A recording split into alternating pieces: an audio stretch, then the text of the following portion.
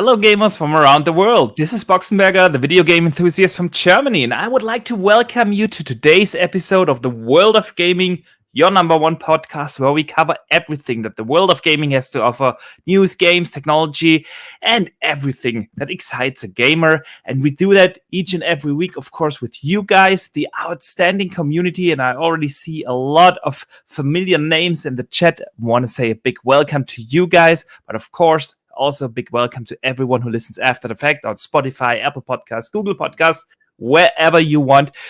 Welcome to you guys too, and a special welcome to this week's guest, Mac, the Middleage Game Guy, the man with the most legendary videos on Twitter. Well, you know what? Gotta tell you, Boxenberger, I am so happy to be here. I'm so excited to be here. Chat, you guys are already on fire. I'm super excited. Look at this. Everybody's saying hello. Everybody's saying that. I'm just gonna say a big hi to everybody because I won't have time to sit there and type all your names out. But listen, don't think I don't see you. I see you in there. Anyways, we got one heck of a show for you guys tonight. So let's get into the show. We got a lot to talk about. Exactly. Yeah, we do have a lot of to talk about because, you know, busy times, and exciting times. We had all the showcases, 2 Xbox showcases, the Summer Game Fest, a couple of smaller ones. We got some exciting news coming out of that. We talk about that, and we talk about some other news bits that I think a lot of people overlooked. So it's going to be an exciting show.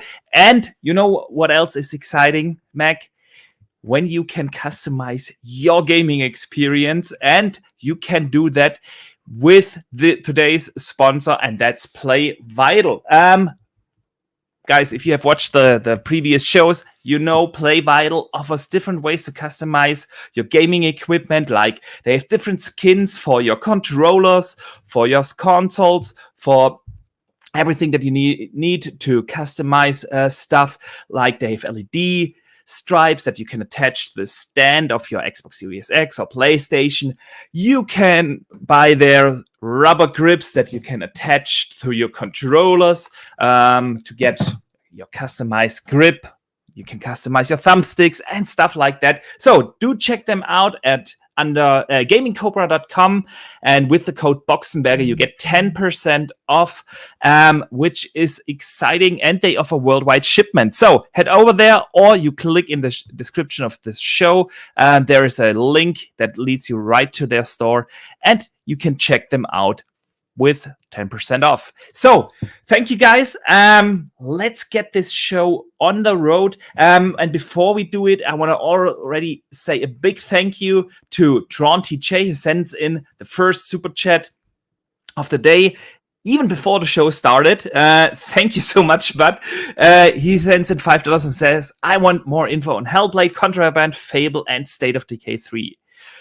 Yes, and yes, absolutely. And we will talk about that in a second. And I want to say a big thank you to Da Robot Wins, who just became a channel member.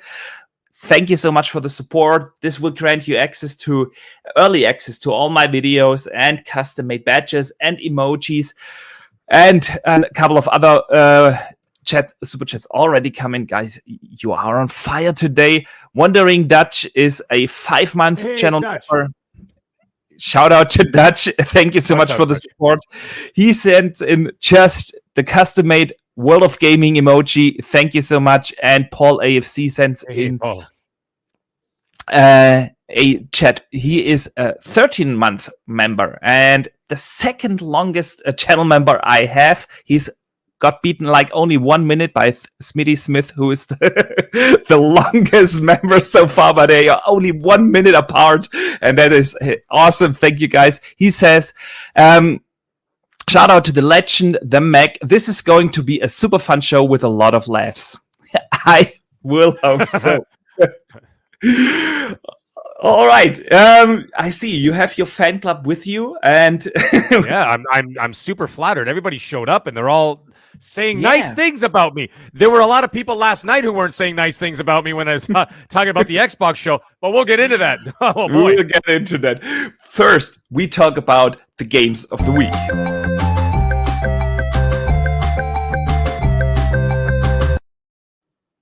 All right, Mac. Yes. What kept you busy over the week? Ooh, Ooh, okay. Well, first and foremost, I know people are going to be really upset with me with the fact that on the Xbox side of things, I actually finished my backlog. So it's that is completely awesome. done. And no, you know what though? I got to tell you, it's kind of unnerving when I turn on the Xbox and I go to the games and apps section and it's empty. Because what I do is I'm not one of those guys who finishes a game 3 years ago and then stares at the tile for 3 years. Yeah, like when I'm done, you're gone. Yeah, like, same. You're a memory. That's why I don't even need that extension card. I don't need it. I have like 5-6 games installed, and that's it. Okay, listen, this is a man after my own heart right here. Okay, he understands. So the thing is, I look at it. So, like for example, when I do a game, especially one that I really enjoy, I go for like on the Xbox side of things, I go for the 1,000 out of 1,000 every time. When I'm on the PlayStation, I go for the platinum every time. So once I get that 1,000, once I get that platinum, what the heck am I going back for? What am I going to do? Do it again? Like, it's not happening. So I get rid of it. So it's kind of sad to see my games and apps section kind of empty right now. I kept Halo Infinite in there because I'm waiting for that Season 3. And listen, I don't want to re-download 110 gigs, okay, of Halo Infinite. So I left it in there. What else? What did I do? So I moved back to the PlayStation, I got to say. And I had 4 games I had to mop up on the PlayStation side. And I finished Kenna Bridge of Spirits. Oh, nice. Good one. Love that game. What a great game. Yeah. But let me tell you something, folks. It looks like a Pixar game. It plays like a Pixar game, but it's Dark Souls. It is so hard. There is this difficulty spike after I don't know, 5-6 hours into the game, and suddenly you're so hard. What the fuck? Yeah. It is crazy. And you know what the thing is even crazier about it is that it's the map, like you don't even know. I don't even know where the hell I'm going half the time. And I'm going, okay, where am I going? Where am I going? What did I go? Did I already go here? I think I already went here. Anyways, I finally navigated myself to the end. I was talking to the Mighty Mooch, which of course people in the chat are calling me Mooch. I'm not him. We just happen to know each other. But anyways, in all seriousness, I was talking to him, and he said he was going for the platinum, and he says, honestly, Mag, don't do it. It's too hard. Because you have to play the game on the hardest setting, and I barely could get through the game on normal. So I finished that. I'm like, okay, fine, that game's done. Then I got for 50% off. It was a sale on for Ratchet and Clank Rift Apart, and I got the platinum on that this week. How did you like it? Oh my god, what a fantastic game! I got to tell you, Insomniac are wizards. Okay, whatever they put their hands on is just incredible. From like the storytelling, from the graphics, from the the gameplay, everything is just top tier. I gotta tell you, Sony lucked out so hard by getting that studio for $240 million. It is beyond comprehension that they were so cheap. Satya Nadella could have bought that company with the change he found in his sofa under his couch. $240 million. What a steal! What a steal! Anyways, I played that. I got the platinum there. And now I'm doing splitsies. So I just started, or I'm about to start, I'm about to start Horizon Forbidden West on the PS5. And I got on sale on the Xbox this week. I just got Lego Star Wars, The Skywalker Saga. Oh, it is on sale? It's on sale right now for 25% off, I think. 20, nice. Something like that. So I think, okay, so it's about $60 Canadian. So my guess, it's probably about $49.99, maybe like €49.50 would be my guess, if my math is a little bit because I've been waiting for a sale on that. I had so many games to play when it came out, so I thought, let's wait for a sale, and it sounds like a perfect time. That's on sale. Tiny Tina's Wonderland went on sale, and I already finished that. Yeah. See, I waited on those because I still feel like they're coming to Game Pass. I still have that feeling. But anyways, I couldn't wait in the Skywalker Saga. I needed something for my Xbox, so I said, you know what, I'm going to go back because hey, let's face it, I don't know what's coming out for the Game Pass for the summer. We're going to talk about the show. Yeah. But let's face it, the stuff that we showed at the show is October. It's June. Earliest. And the most exciting things are only coming in 23. Yeah, but bigger ones. We will touch on that. We'll get into that. But still, that's I got 3-month window there on my Xbox. I'm not going to stare at my Xbox like I did with the PlayStation for 8 months at a time. I bought the PlayStation 5 day one, and there'd be stretches where I didn't touch it for 6 months. Yeah. And sometimes I just turn it on just to make sure it still worked. You know what I mean? So I didn't want to do that on the Xbox side. Sorry, guys, I'm not trying to offend anybody. Oh, and I also wrapped up, sorry, right before I finished my backlog, excuse me, I should mention this, is I finished Assassin's Creed Valhalla, and I got 100% on it. It took me 177 hours. And nice. That's it. So that's what I'm playing now. So now I'm playing Horizon Forbidden West and Lego on PlayStation and Lego Star Wars on Xbox. There you go. Very nice. Very nice. Woo! Man, whew, that you have a busy gaming schedule, dude. Yeah. I wish I had that much time to play, but I don't have any time to do it. I just have to squeeze it in between time. I don't know how, but somehow I do it exactly the same. But with this showcase week, I hosted this is the 5th show in last 7 days. I host, and I was also guesting on 6 other podcasts. So it has been a busy week. Nevertheless, I finished Chorus, which is on Game Pass, and I highly recommend that game. Is that the one where you're the ship? Yeah, absolutely. Okay. It is a space fighting ship. Excellent. Really? That game plays so good. You feel like they have that drift mechanic where you can drift with your spaceship in space. Dude, once you nail that down, you feel like a badass. You can do the craziest stuff. It feels so good, and it looks fantastic and runs butter smooth. I highly recommend this. And then I just about an hour ago, I booted up this game right here. Let me change the overlay as well. Turtles came out today. Oh, yes. Oh, why isn't it playing the footage? So, that's live. That is a live show. So here we go. Let me try this again. Yeah. So I'm just gonna let that run for a bit. I played the first hour of the game now. And this is fantastic. I don't know if you have ever played the old ones. Come on! I played them in the arcades. Yeah, nice. Remember the giant cabinets that were 11 feet wide, and then they had the four your 4 sections, and then everybody sat there with their over here we use quarters. And we had the quarters up on the machine, and then we did that. And I remember, let me tell you something quick. The Turtles game, the Turtles game and the Simpsons arcade game. Do you remember that one? Mm-hmm. Also by the same. It was also by was it Namco? No, Konami. Konami. So Konami. So it was Konami did the Simpsons game and the Turtles game, and you knew you were in a good arcade in the 80s when you walked in. You saw both those cabinets. Absolutely. Carry on. Sorry. Yeah, absolutely. No, it really is a flashback to the good old days.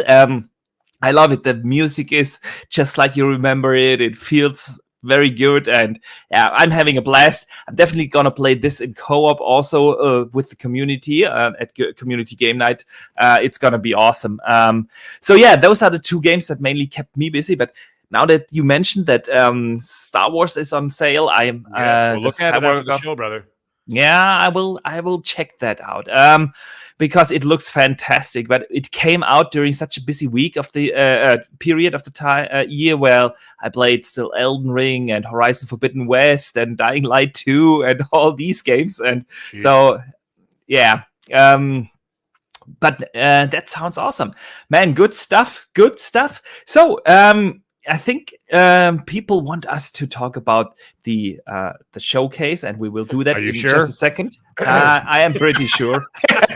But I want to say a big thank you to Decado, $20 super chat. Thank you so much. He says, since I always forget to donate for your great content, have a great show. Oh, thank you, man. That means so much. Really appreciate it. But honestly, it is the best thing that you're here, that you're active in the chat, talk with the community about games. That's why we're here. And we have a lot to talk about. And that's why I definitely want to move to the news of the week.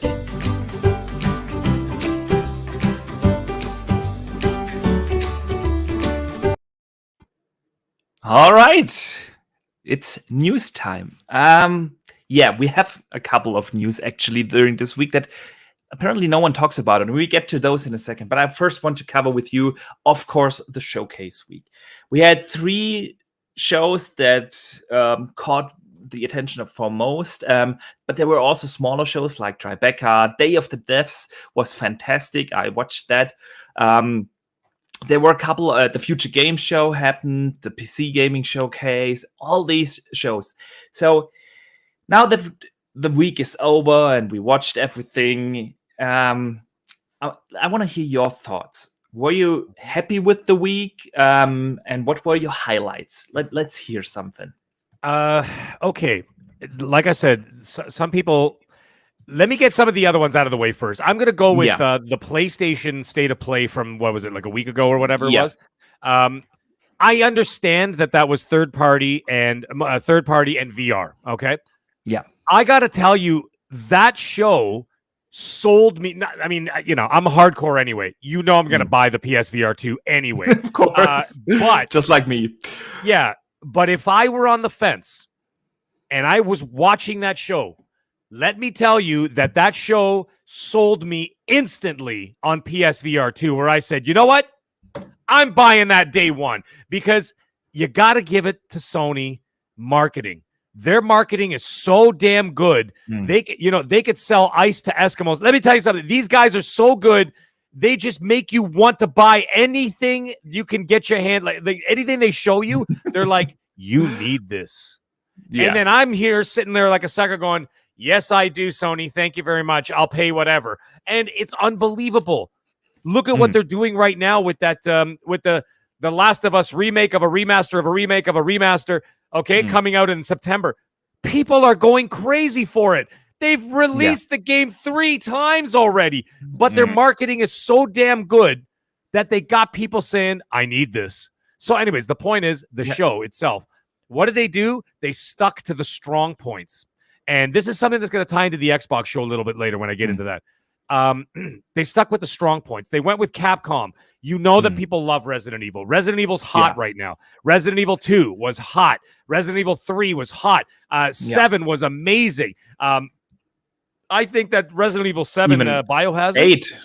Well, 8. Yeah, 8 as well. But I'm telling you, 7, I think, was in my top 3 game of the generation last generation. Oh, really? Yeah, the Xbox One PS4 generation. I put Resident Evil 7 in my top 3 of the entire gen.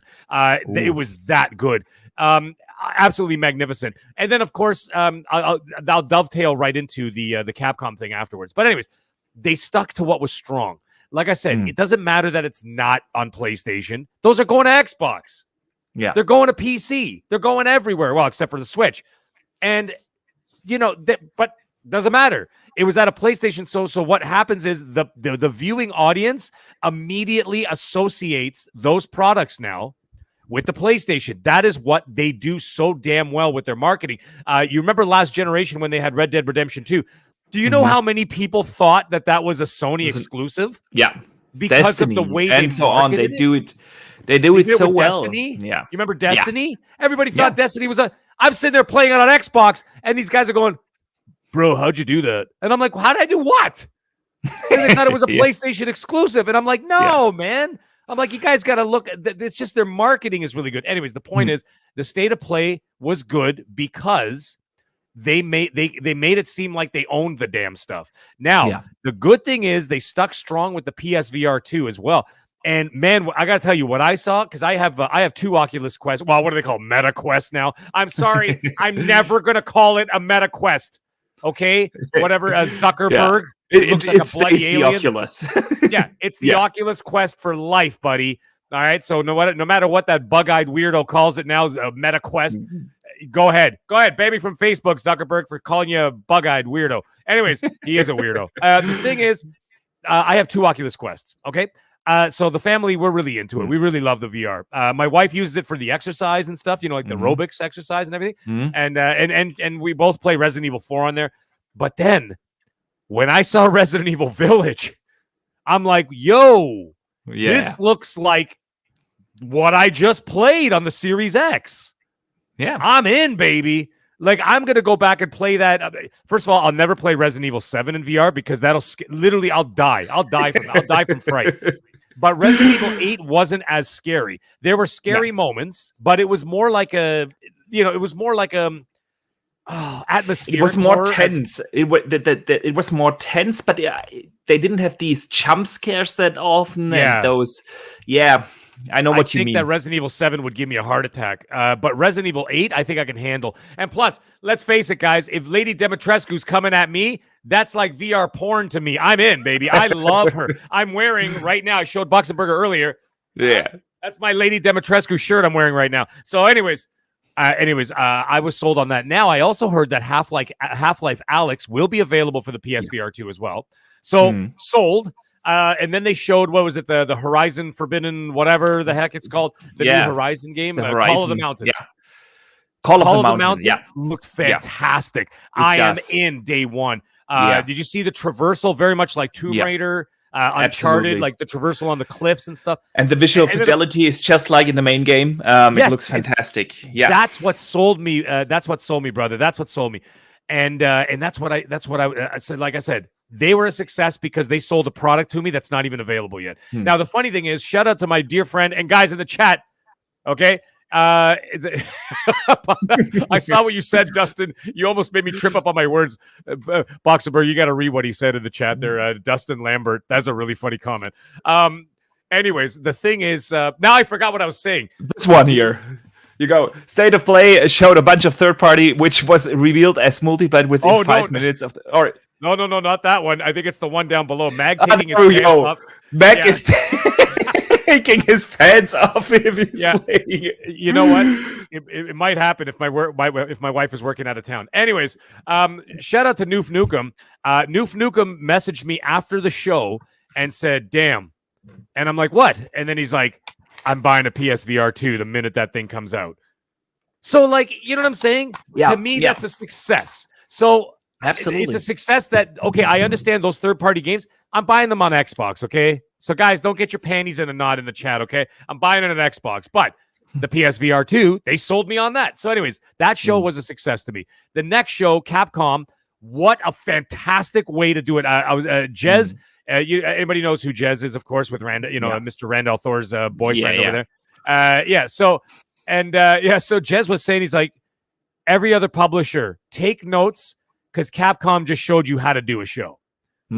And that is how you do a show. And what do they do? Right at the end of the show, they're like, by the way, you already own Resident Evil 2, Resident Evil 3, Resident Evil 7, whatever, we just gave you all next-gen upgrades for free for those games right now with frame rate boosts, with fidelity boosts, the whole 9 yards. And I'm like, am I about to re-download all those games? Yes, I am, because I want to see what it looks like. And I'm like, wow, these guys nailed it as well. So, like, okay, I guess technically you could say the PlayStation show and the Capcom show are basically the same games. But, the point is they were exciting to watch. And it made me want to go back, and I'm going to go back on my Xbox now that there's literally nothing on there except for Lego Star Wars. I'm going to go back and re-download those Resident Evils. It's not like it cost me anything to re-download them. So I have an unlimited bandwidth. So I'm just going to re-download them so I could like maybe play a couple levels and just check it out. Why not? Yeah. Right. So I'm like, okay, I'm going to do that. That show was great. Now we got to move to the. Am I allowed to move to the big kahuna now, to the Xbox? Absolutely. Please do. All right. This comes with a disclaimer, guys. Okay. Please hear everything I got to say before you start killing me. Okay. In the chat. As an Xbox gamer, which I am, see, I'm wearing an Xbox hat. Is this on my end or are you gone? No, I'm here. Oh yeah, you here? Okay, so the image just froze. So was probably on my end. Oh yeah. So yeah, please. I want to hear your thoughts on the Xbox showcase because I had some diverse thoughts and it cost me actually quite a few subs, but I am sticking with that. You will. And if people are following one thing, I will always tell what I honestly think about stuff. And I'm not going to hold back because of subs or anything. And I just want to say we can all have different opinions on things. That's absolutely cool. And I can totally respect different opinions and different thoughts on stuff. But I can't accept when people go after others because they have a different opinion. And this is how we keep our chat here. So, just wanted to put that out there. Mac, let's hear it. What were your thoughts on the big Xbox showcase? As an Xbox gamer, as a Game Pass subscriber for life, the show did enough for me in terms of being able to keep me busy and whatever else. And say, you know what? That's a lot of good games. I'm going to be playing all of those within the year. Okay? So that's fantastic. No problem there. However, as a company, a publisher, a corporation that's trying to take back their customers from the PlayStation. See, remember what happened? Look at the demographics. Okay, we've been around for a couple of more than a couple generations that we've witnessed, or whatever, right? So you saw how the trend was in the 360 and the PS3 era, right? 360 dominated. Okay, and then what happened? Then Xbox One completely crapped the bed. Okay, very Amber Heard style. And then what ended up happening is that a lot of 360 gamers, casuals for the most part, went over to the PS4. Yeah. Now, Xbox's job is to get those people back. Now, I'm not saying they're going to abandon PlayStation. You don't have to. Xbox has made it infinitely easier to be able to get into the Xbox ecosystem. You don't even have to buy a goddamn console anymore. You could use your phone. You could use your tablet. You could use your smart fridge. You could use your toaster. You could use you could use your Samsung TV. Or you could buy the console, or you could buy the little man. Okay, you could buy the Series S. Series S. And then pretty soon you're gonna have that streaming puck that's coming out soon, right? So they're basically making it so that they're like, hey, yo, you're a PlayStation gamer? Cool. Buy this puck for $50 and you can play Game Pass all you want. Right? So you don't have to buy in like a $500 console. Sony, on the other hand, does not have that option. So, like, for example, you want to be in Sony, they're like, yeah, well, you got to pay $700 and then $100 per game, at least Canadian, right? So, like, that's a major, major buy-in. So, anyways, the point is, Xbox has to get those gamers back.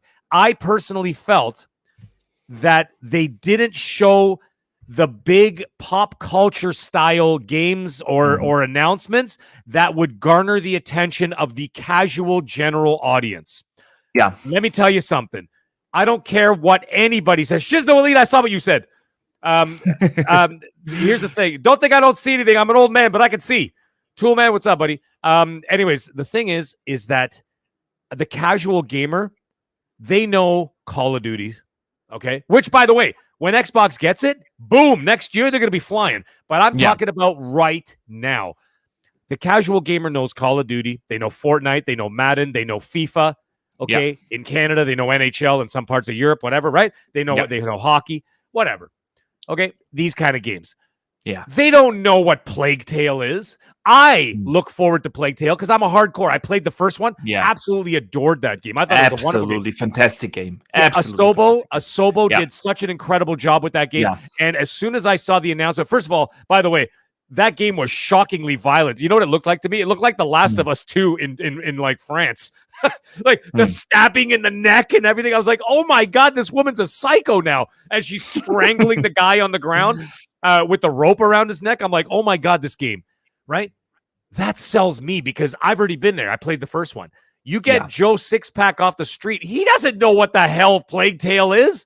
He doesn't know what these games are. We do, but we're such a small minority that I felt that the show didn't have the kind of general audience impact it could have had. It was great for Xbox gamers and people already in the ecosystem. It did nothing. Now, this is ignoring Riot Games, okay? The Riot Games thing is a whole separate story. With League of Legends, that's a PC and mobile thing. That's a big move. Because instead of having to pay all those subscriptions and paying all that money to get all those things, you're going to get that all on Game Pass for the same price as Game Pass. That is monumental. And that's going to do big numbers in the Asian countries. And of course, in parts of Europe and in a much lesser degree, North America. But still, the point is that the other games, like I said, great for us, great for you, great for the chat. But we're such a small minority that you've appeased us. That's wonderful. But you're not bringing in those PlayStation gamers with those kind of announcements, you need to show. I understand it's not ready, but you need the big pop culture buzzword names, right? Look at like now. I'm going to take it back to Sony. Please don't be like, oh, he's a Sony shill. No, I'm not. But you got to understand the business side of it. What does PlayStation do when they do a thing? They talk the big buzzword names. Casual gamers, what do they know? Star Wars. Yeah. Harry Potter. Yeah. Marvel. Yeah. Spider-Man. These are names that I don't give a shit if you live in a clay hut in the middle of the mountains. Yeah. You know who Spider-Man is. Okay? Doesn't matter what part of the world. You could be living in a straw hut like in the deserts of Australia. You still know who Harry Potter is. You know what Star Wars is, right? And so what I'm saying is that's pop what culture game. Yeah. Thank you. And like I said, you got to look at it.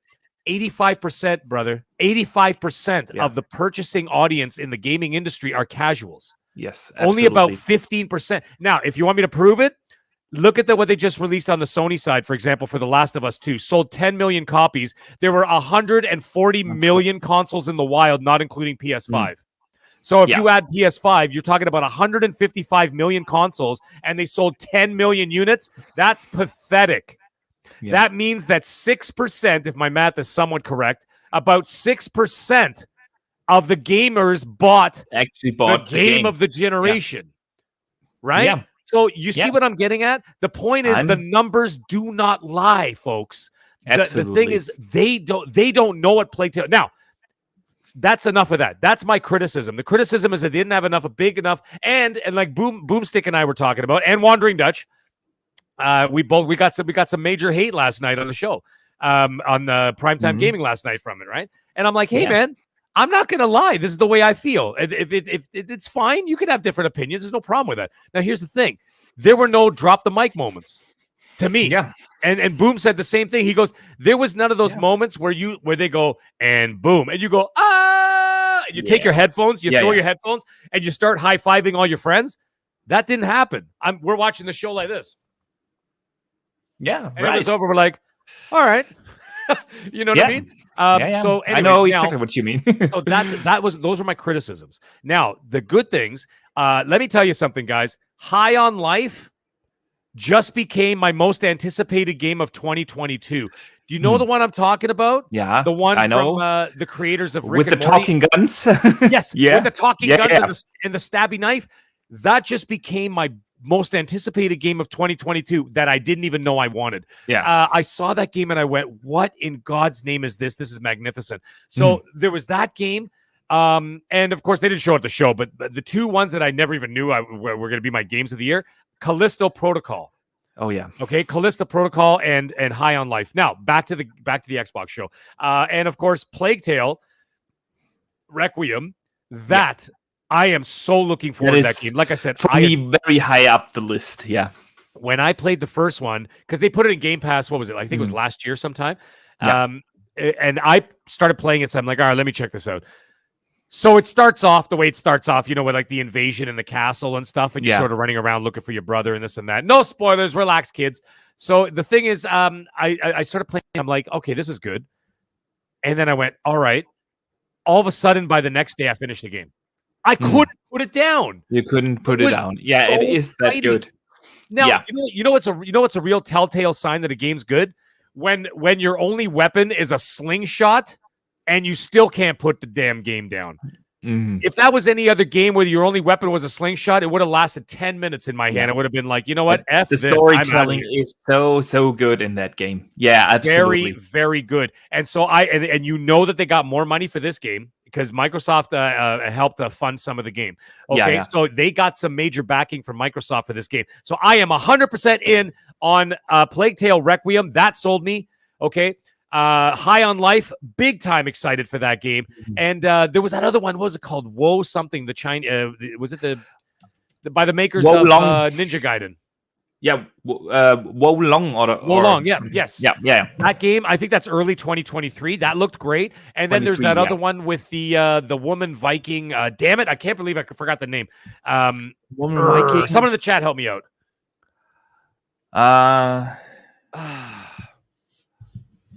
woman. Let me check. I have my It's still my notes right here. It's like a one word. It's like a one word name, and it was a woman with like a half shaved head. She almost looked Viking, and she had like a big like hammer kind of thing, and she was beating the crap out of a bunch of people. Kind of looked like a little bit of a. Oh, geez. Anyways, Flintlock. Thank you, Dutch. There it is. Flintlock. Yeah. Thank you, Dutch. You're a savior. Yeah. That game looked fantastic as well. Now, that looked great. Forza Motorsport. I am not a sim racer anymore. I used to play the old what's it called? The Grand Transaction there on PlayStation. Yeah. I call them Grand Transaction now. So the way they charge. Yeah. I used to play those back in like the PS1 and PS2, and I thought it was kind of cool. It was novelty at that point. Like, I got to get my driver's license. This is pretty wild. And then you had to go do all those things and sort of build your way up from like a Hyundai to like all of a sudden a Ferrari or whatever. So I'm like, okay, this is cool. But now I'm more interested in like the Forza Horizon sort of vibe. You know what I mean? Like a little bit more relaxed. I don't care about the chastity belts, or the shocks. Just give me a car that works. You know what I mean? I have cars in real life. I have performance cars that I really enjoy to drive. My friend has some major supercars and stuff, right? Yeah. I don't know how they're made. All I know is that they got 4 wheels and there's a steering wheel. I just know that when I press it, it goes really fast. So like, you know what I mean? Like I'm not into like. So to me, it's kind of like it's kind of wasted on someone like me. So that's why I'd rather play like a Forza Horizon where it has like auto upgrade and I just have fun. I'm a damn good racer though. I'll tell you that. I'm a damn good racer. But like I said, the intricacies, that's wonderful for like, the car nuts and, those kind of guys, the automobile heads who are really into that stuff. Wonderful. Great for them. And that late game looks stunning. I mean, I went back and watched it in 4K. Yeah. Holy mackerel, is that ever something else? So that was really, really, really impressive. And that's going to be a masterclass where Gran Turismo 7 is going to look like a joke. Yeah. And when that thing comes out, you know what? Polyphony might as well just like turn off the lights and go home and just like forget it, man. You're finished. Because I've watched the videos and I've seen the videos and gameplay of Gran Turismo. Holy mackerel, not even close. So anyways, that Forza Motorsport looked amazing. I know that you're into cars. I know that Dutch is into cars big time. And I think that's going to be a great game for you guys. I might dabble just to check it out, but it's not really my bag. So, but anyways, it's good enough.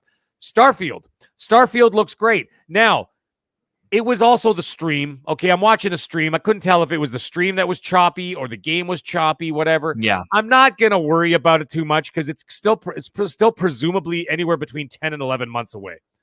Yeah, okay, exactly. So, let me jump in here real quick. On the one hand, it is weird to me that they still haven't figured out how they can stream in 4K in 2022 when they were able to do that in 2017.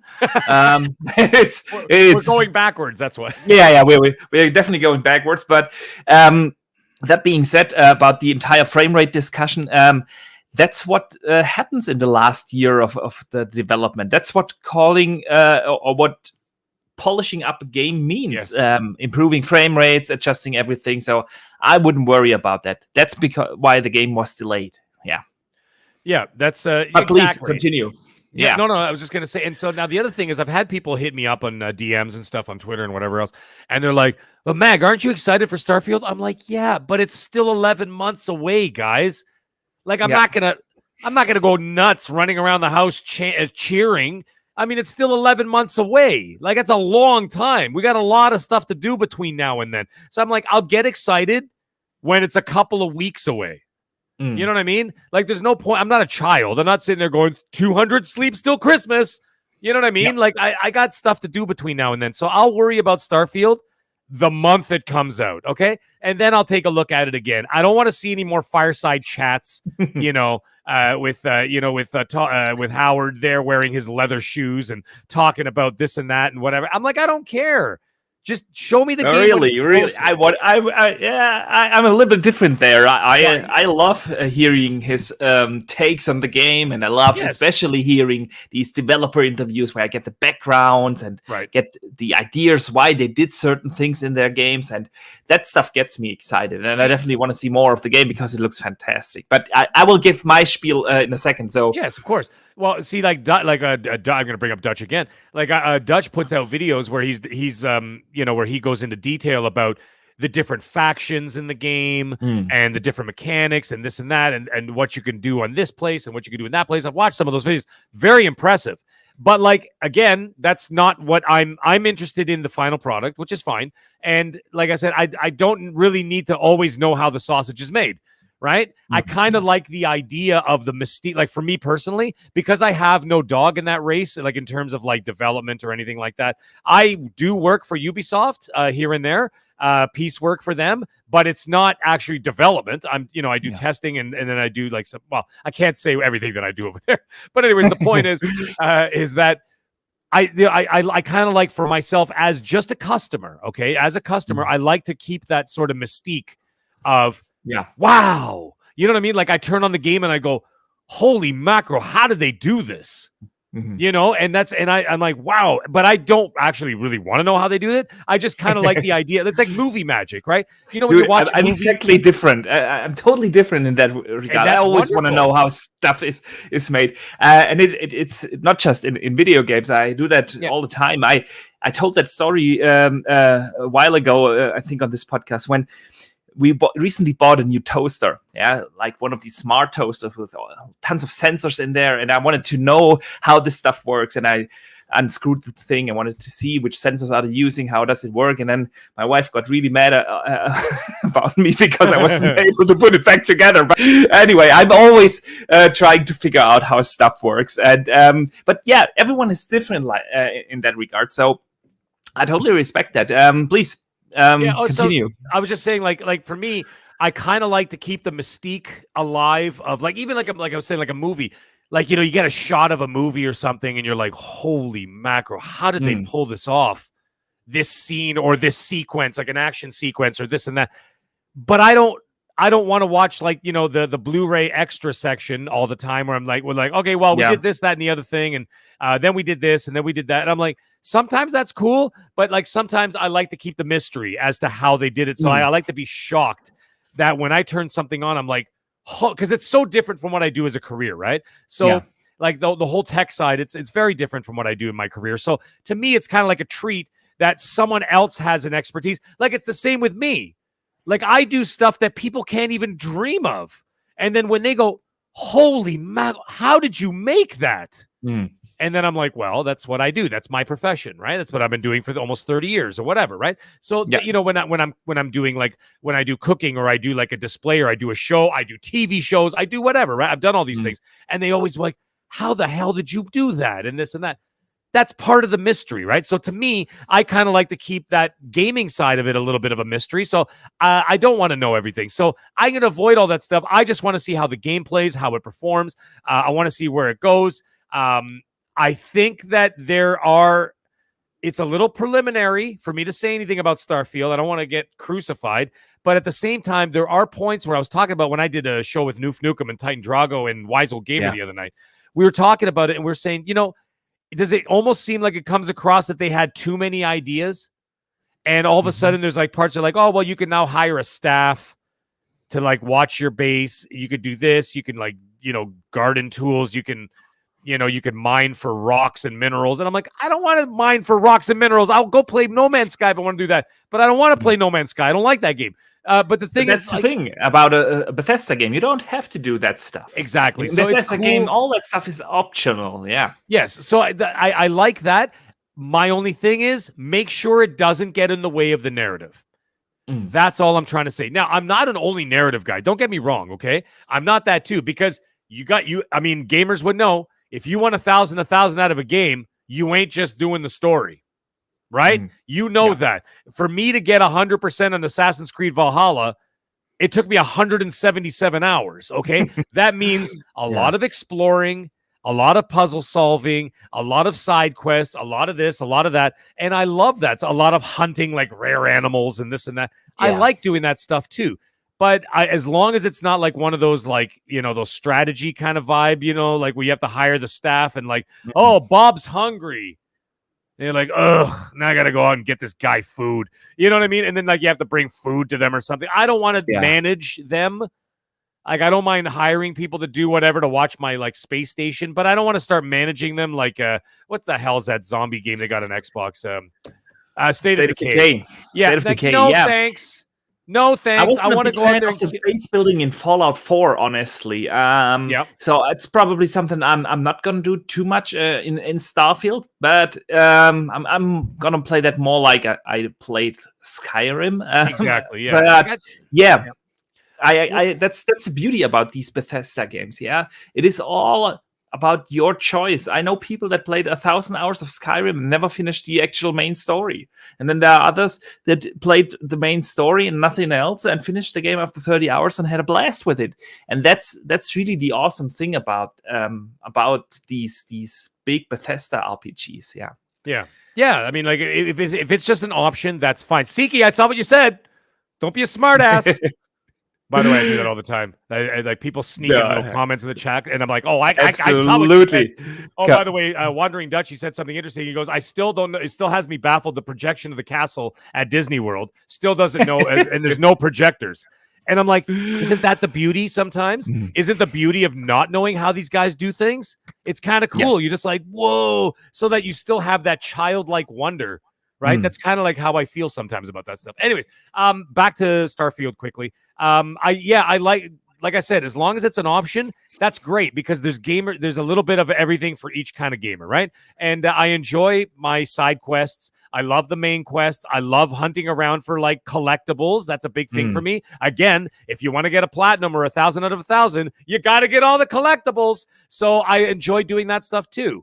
So I just don't want to do any of this like game management stuff where I have to watch like staff, and I don't want to hunt. Like I don't want to sit there like drilling for like minerals and rocks. I'm not interested in that, and that's fine because for every one of me, there's another gamer out there who's dying to do that, and that's wonderful, right? There's people who want to do those things and they want to enjoy that, so that's great. And like I said, as long as it doesn't get in the way of narrative and makes it too convoluted, then I'm totally fine with that. But again, I'm going to reserve judgment.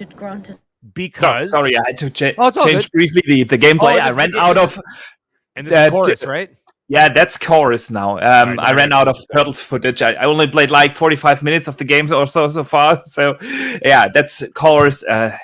Guys, highly recommend that game. Yeah, I'm gonna have to check. Oh, I'm gonna watch your footage while we're talking. But anyways, that's what I thought. Like I said, I'm gonna reserve the majority of my judgment on the game because it's still 10 or 11 months away. And that goes, by the way, that should go for everybody else.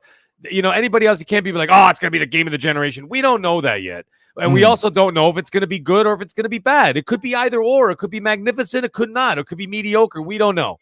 So let's just all pump the brakes, keep our emotions in check, get excited. There's no problem getting excited, man. I want the full hype train for Starfield, dude. Hey, man, and that's great. Like I said, get excited. I am super excited. I'm a huge Skyrim fan. I love Bethesda games in general. I also played Morrowind, Oblivion, of course, the Fallout games. I'm just a big fan.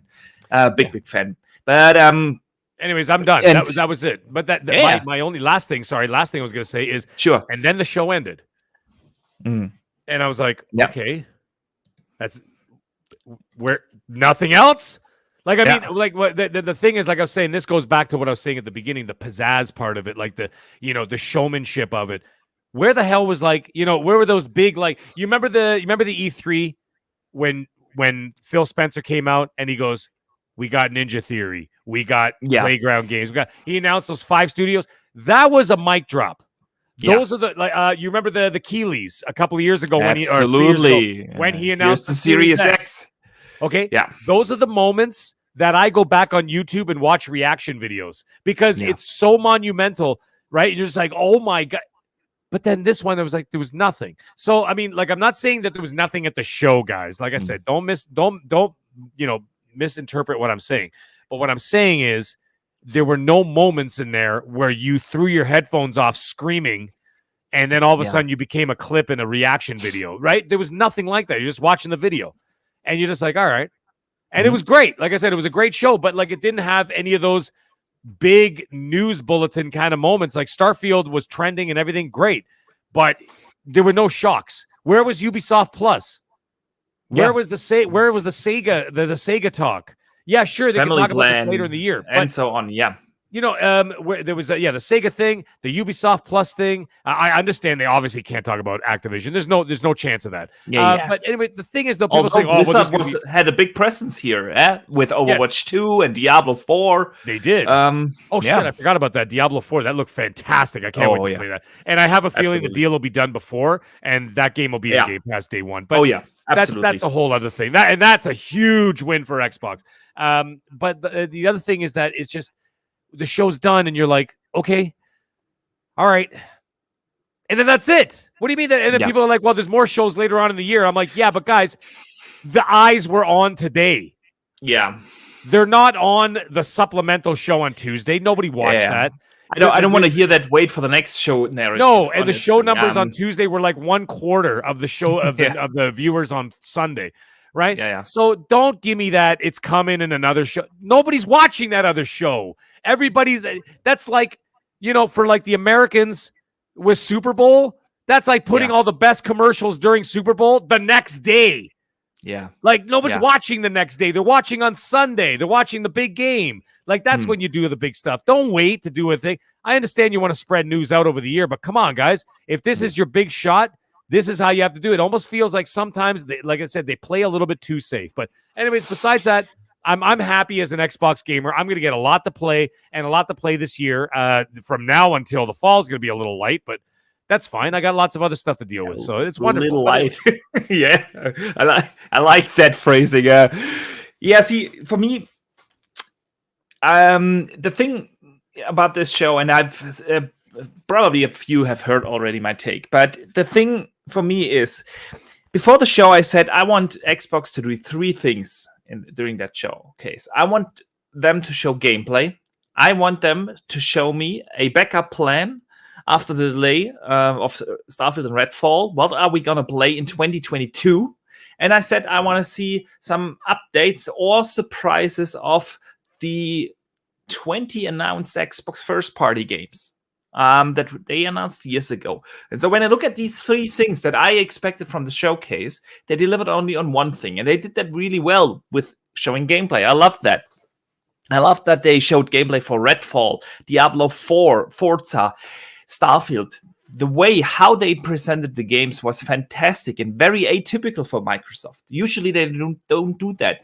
And I think this is the problem at the same time, because sometimes I have the feeling Microsoft overreacts to some feedback.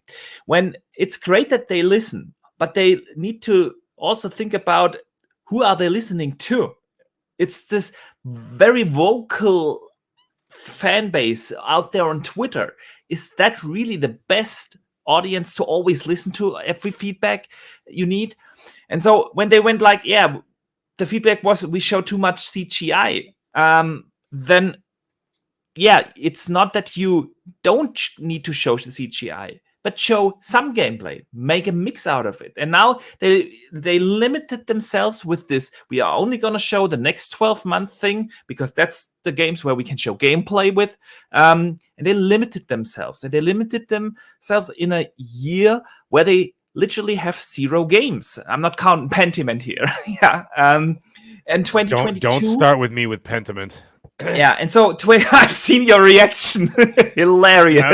Apparently, it's gone like viral where everybody's like laughing. I'm like, how did everybody see that reaction? But anyway. Asante put it out on Twitter, so you can't blame him. But the thing is, for me, I'm good with the idea. Hey, we are only going to show the next 12 months. If you have actually something for me to play in the next couple of months. But if I look at the list, they showed a bunch of fantastic looking games I'm super excited for. I'm honestly over the moon for Starfield. I can't wait to play Redfall. Forza looks amazing. Diablo 4, gonna be hundreds of hours in that game. All that good stuff is coming in 23. And 22 is empty. And it is beyond me how this could have happened.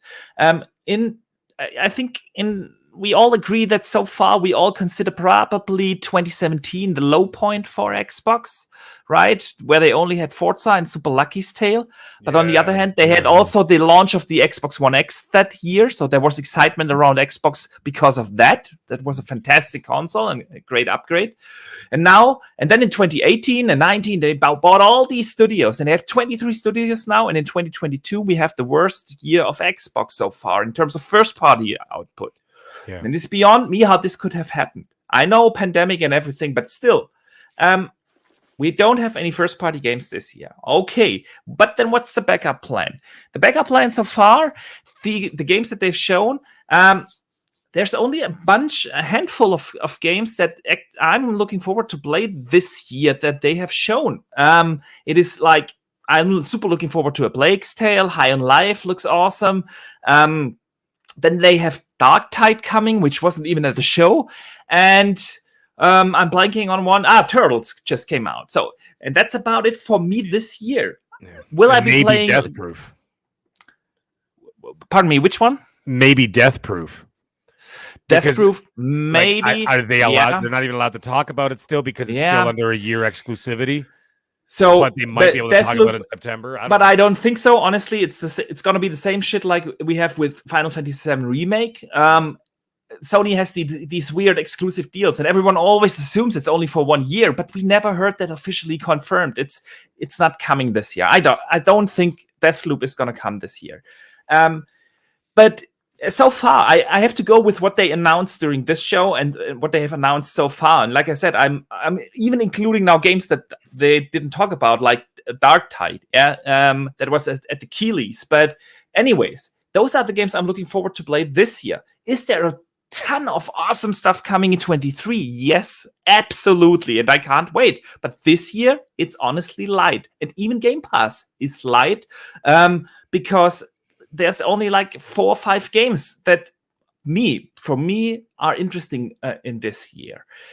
Will I try a game like a Pentiment? Yes, I will, but it is nothing that excites me. Will I try As Dusk Falls? Of course, but it is not the game that I wanted to see. So in a year where you have nothing to show, you put out a showcase that shows only like 3 major first-party games that are not coming this year, but at the very end of this 12-month time frame that you limit yourself towards. So I feel like that this was really the issue. This format with 12 months only could have worked perfectly for them next year. Yeah, where they then have in their release cycle games probably like Fable, Avowed, Hellblade, Perfect Dark, all these things that are coming in between June 23 and June 24. Yeah. But this year, I thought it is slighted, and I'm with you there, that this mic drop moment, this surprise moment was just missing. And so it is really, for me, not about what they have shown, because what they have shown was generally good. There was good stuff in there, and the way how bad.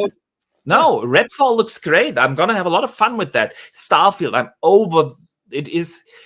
I'm super pumped for Starfield. You guys know I'm a big fan of Skyrim, of course. And I don't know why people compare this now to No Man's Sky. No Man's Sky is a survival game in space. This is a full-fledged RPG, a narrative-driven RPG. Yes, also a sci-fi based game. But I can't wait to jump in.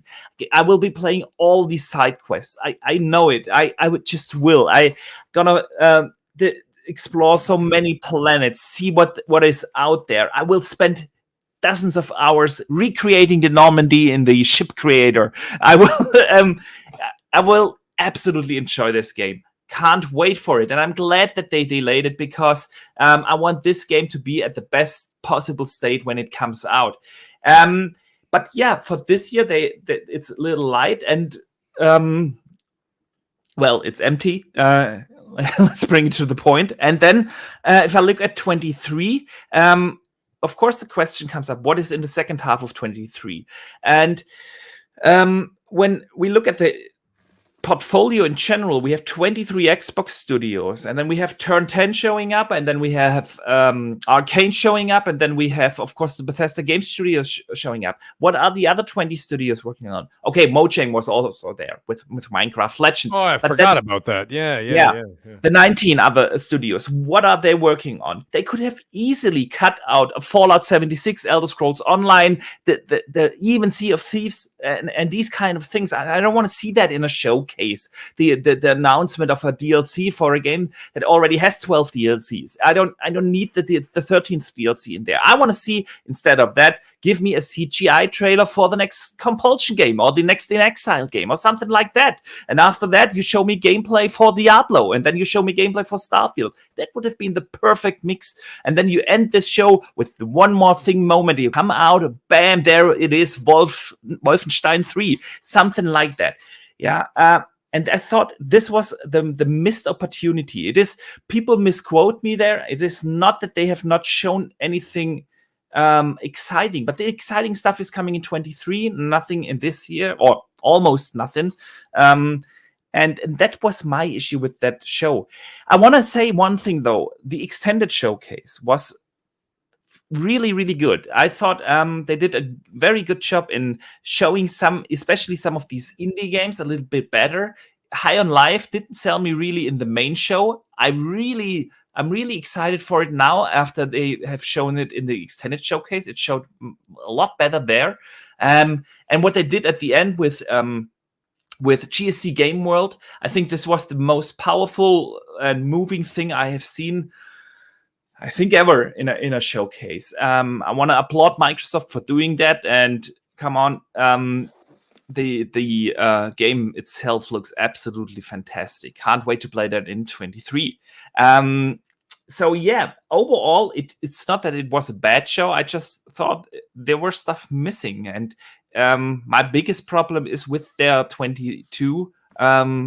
But yeah, I've seen a lot of people say they are excited for this year, for the rest of the year, as am I, because we will still get games like Gotham Knights. Can't wait for that. We will get games like the Harry Potter game and Saints Row. And you mentioned earlier Callisto Protocol, which looks insane. Yeah, but you know what? Good. There's still a lot coming. Now, let's not forget. So we've got on the Xbox or the Game Pass side of things, we got Plague Tale. It just said 2022. Yeah. So I mean, that could be like December 31st for all we know. But either way, we'll find out next week. They have a dedicated stream next week on June 23rd. Yeah. Oh, okay. So what's going to have, there you go. And they already said that they are going to announce the release date for it next week. So you got that. We've got High on Life. Now, if you start going on the third, now, if you got a PlayStation, presumably God of War, but nobody knows for sure. I mean, as each day passes, honestly, the more and more likely that Cory Barlog out there replying to these tweets now. He's back and active, and actually that reassured me that this game is going to come out this year. I think we will see God of War this year. So maybe, yeah. So you got that. So if you got a PlayStation, you got that. And then even still, like I said, if you're Xbox, PC, or whatever you're on, you've got Hogwarts Legacy, you've got Callisto Protocol, you've got, let's not forget the big one, Call of Duty Modern Warfare 2. That's literally going to bury everything. Everybody thought Elden Ring was going to be Game of the Year. Not even close. When Call of Duty Modern Warfare 2 comes out, it is going to shatter every single record. Okay? Every single record. It is going to destroy everything. It usually... Even when the game is shit, it does well. Like, what was it last year? Vanguard? Vanguard was the worst Call of Duty I've played since Black Ops 3. And let me tell you something. And it was still one of the best-selling games that year. Thank you very much. It was still the number one selling game of 2021. So guess what? When you actually release like an actual banger Call of Duty, like Modern Warfare 2, and then after that stream I saw of that game, boys and girls, there ain't no competition. That is going to be the biggest game of the year. So let's not forget that either. So and then we have the Avatar game, which is still scheduled this year, and there's no way Ubisoft is going to delay that game when the movie is coming out. The movie's coming out, and they already delayed it twice. So let's get the Avatar game out there, and because Ubisoft's got nothing going on right now, they didn't show Splinter Cell this year. They didn't. And actually, that's a perfect segue. Thank you for bringing it up. First, I want to read a super chat that is directed towards you from John TJ. He says, "Hi, Mac." Hi, John TJ. What's going on, buddy? You'll see me online soon enough. When we get more multiplayer games out, give me a sec. I'll be right back. I'm just going to grab a bottle of water. Yeah, absolutely. We had John TJ on this show. After the Xbox showcase. It was fantastic to have someone from the community on this podcast. I'm gonna do that a little bit more often. So if you're interested in appearing in this show, please hit me up in the DMs. I want to do that a little bit more often. Give people from the community also the chance to make a podcast debut and talk talk about games here on this show. But yeah, man. I wanted to ask, I have that literally written down here as a topic. No Ubisoft during any of the showcases, not even at Jeff Keighley's, and no EA. They both were absent completely of these showcases. So I wanted to ask you, what do you think? We know EA has stuff coming out this year, and if it's only the sports game, but we will get we will get FIFA, we will get all these games. And the same, of course, with Ubisoft. Ubisoft just said they will show the future of Assassin's Creed in September, whatever that means, whether it's going to be at a PlayStation event, which could be in September. Last year they had theirs in September, or they have their own thing coming in September. But Ubisoft also has the aforementioned Avatar game. So I want to hear your thoughts. Do you think we will get dedicated events from those publishers? Yeah, EA, yes. Just don't know when, because I mean they're going to show more of Jedi Survivor. Yeah, is that what it's called? Jedi Survivor. Jedi Survivor. Yeah. Okay. Yeah. Jedi Survivor. Of course, there's sports games. I don't know what else they got. I mean, they got what's his name there? They said a Dragon Age update is coming this year. Yeah, that's what they said. So Dragon Age, and then you got what's his face working on the new Battlefield, because he's not left Respawn, but he's sort of like split his duties. The Italian guy, I always forget his damn name. Yeah. I know. It'll come to me. But either way, it starts with a P, I think. Anyways, I can't remember. Zampella, there you go. Thank you. Vin Zampella, yeah. Zampella. And like Zampella's working on the new Battlefield because they're basically just dumping the other one that they released. Oh, is he? I missed that. I didn't know that. Zampella is working on. Zampella is that they pulled Zampella out of Respawn, even though he's still the head of Respawn. They pulled him out of there to get him to. He's actually now the lead. He's the lead director and producer for the new Battlefield. Yeah. Okay. I didn't know that. That's big news, man. Okay. Yeah. Yeah, that's big news because, I mean, let's face it, Titanfall and, of course, the old Modern Warfares were created by Zampella. So, I mean, who better to, like, make an absolutely stunning game, which they should have done from the beginning, was put him in charge of the Battlefield franchise, and we wouldn't be in this mess. As for Ubisoft, I have to be very careful what I say because NDAs are a thing. Okay, I don't want to bring you into any trouble. It's totally cool. No, you won't get me in trouble. I'm just going to say yes, they've got some stuff. Keep your eyes peeled for Prince of Persia is not done yet. I know a lot of people think it's canceled. It's not canceled. You remember Sands of Time? Remember they showed that really crappy remake? It was like a remaster of Prince of Persia Sands of Time like a year and a half ago. And then it just sort of disappeared and they said it was delayed indefinitely. Because it did not receive good. The critiques were pretty rough. Yeah, they were. Yeah. So, anyways, Prince of Persia is not gone. You will hear about Splinter Cell at some point. The idea behind Splinter Cell, I can talk about that, is that it will be a remake of the first one, and. So sort of, it's kind of like I said, I'm going to be very vague, but what the idea behind it is to garner to see what kind of attention it's going to get to see if they're going to revive the series. Okay. You see what I'm saying? So what they're doing what you mean. Yeah. They're basically treating it like a litmus test to see how the general public takes it. Will receive it. And and then from there, they'll decide if it's actually financially feasible enough to actually create it into a new series. like into a rebooted series. It's the same thing that EA is doing with Dead Space. They're remaking from the ground up Dead Space, but they're doing it for a reason. They're doing it to see. They want to see if it sells. If it sells, then they'll say, okay, you know what? Let's greenlight a trilogy. We'll start over. Well, you know what I'm saying? Like we'll do a soft reboot, and we'll reboot a trilogy, and then let's get developing on that. But they must hate Glenn Schofield these days, right? They're coming out like in, I think it's February when it's targeted, early next year at least. And then in December he's gonna bring out Callisto Protocol. He in an interview post E3 or post Summer Game Fest now. He said the following, by the way, that it's gonna be bigger than Dead Space. Wow, okay, that's good, because I actually didn't realize it was going to be that big of a game. But you know, hey man, all the power to him. So so that's what I see from Ubisoft. Avatar, yes, that's a thing. Assassin's, that's where I have to draw the line of what I could talk about. So let's leave it at that. Those are the vague things I could talk about with Ubisoft, because Ubisoft Toronto is only a 30-minute drive for me, and they basically make well, anyway, that's all I'll say there. But EA, absolutely, I could see them something in the fall.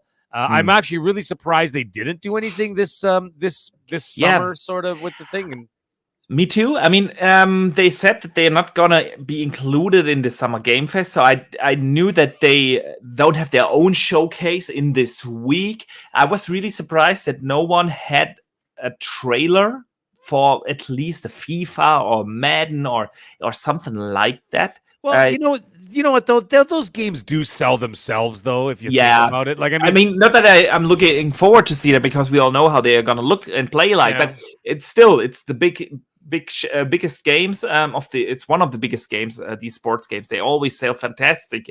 So it is weird. To me, and they said earlier in April that they have more to share on Dragon Age this year. So I would assume that at least that they have something planned for something later this year, which is good. I mean, I'm looking forward to. And Avatar, like you said, with Ubisoft.